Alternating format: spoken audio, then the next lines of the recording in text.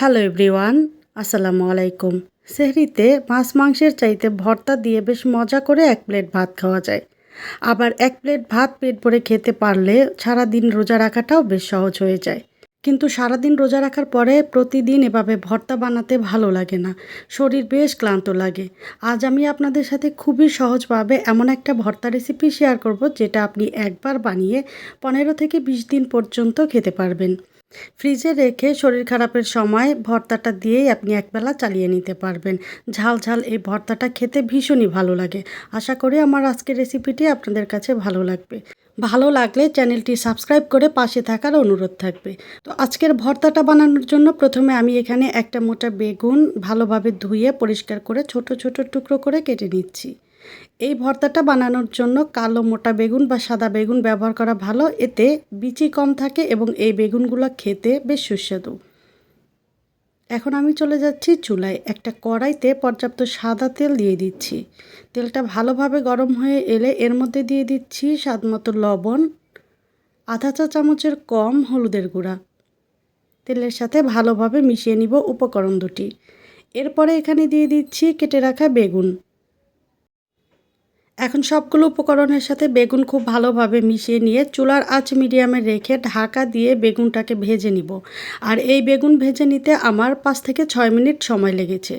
এই সময়ের মধ্যে বেশ কয়েকবার আমি নেড়ে চেড়ে দিয়েছি যাতে বেগুনটা পুড়ে না যায়। 6 মিনিটের মধ্যেই বেগুনটা খুব ভালোভাবে সিদ্ধ হয়ে গিয়েছে। এখন বেগুনটা আমি অন্য একটা পাত্রে ট্রান্সফার করে নিচ্ছি। যখন বেগুন ঠান্ডা হয়ে যাবে তখন এর থেকে খোসাগুলো আলাদা করে ফেলে দিব। সমস্ত খোসা ফেলে দেওয়ার পরে বেগুনটা হাত দিয়ে খুব ভালোভাবে ভেঙে নিব। এখানে বেগুনটা রেডি করে নেওয়ার পরে আজকের প্রধান উপকরণ বাঁশপাতার চাপা শুটকি নিয়েছি। বাঁশপাতা চাপা শুটকির পরিবর্তে আপনারা চাইলে পুঁটির চাপাও ব্যবহার করতে পারেন। কুসুম গরম পানি দিয়ে চাপা শুটকিগুলো খুব ভালোভাবে ধুয়ে পরিষ্কার করে নিয়েছি। ধোয়ার সময় খুব বেশি গরম পানি ব্যবহার করা যাবে না, তাহলে শুটকিগুলো একদম গলে যাবে।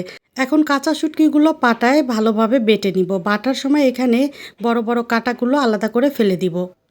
এখন চুলায় একটা কড়াইতে আমি দিয়ে দিচ্ছি পর্যাপ্ত সাদা তেল। শুটকির এই ভুনায় তেলের পরিমাণটা একটু বেশি ব্যবহার করতে হয়। তেলটা ভালোভাবে গরম হয়ে এলে এখানে দিয়ে দিচ্ছি বড় সাইজের 2টা রসুন কুচি।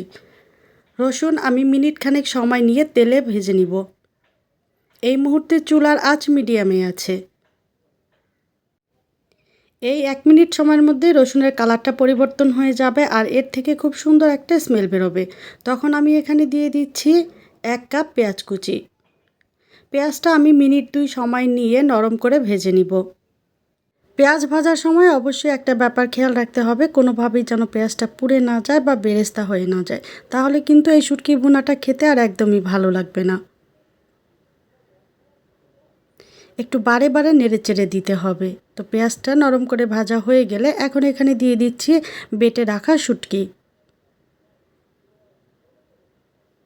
খুব ভালোভাবে পেঁয়াজের সাথে মিশিয়ে নিব। এরপরে এখানে দিয়ে দিচ্ছি অল্প পরিমাণে পানি। এরপরে আমি এখানে কিছু গুঁড়া মশলা দিয়ে দিচ্ছি। প্রথমেই দিয়ে দিচ্ছি 5 টেবিল চামচ লাল মরিচের গুঁড়া, দিচ্ছি 1 চা চামচ হলুদের গুঁড়া, 1 চা চামচ দিচ্ছি ধনিয়ার গুঁড়া, আর দিলাম স্বাদমতো লবণ।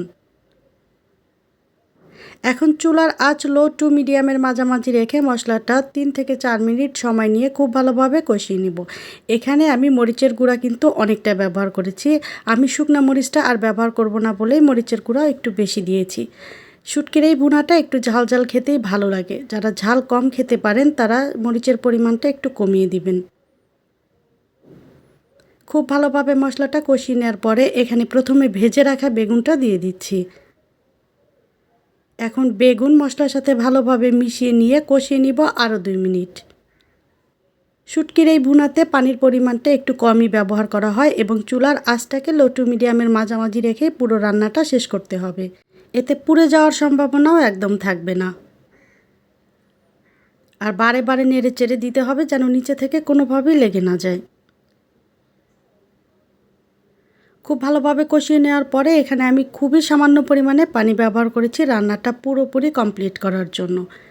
এখন চুলার আঁচ একই রকম রেখে ৬ থেকে ৭ মিনিট সময় নিয়ে অনবরত নেড়ে চেড়ে শুটকিতে থাকা সমস্ত পানিটা আমি শুকিয়ে নিব।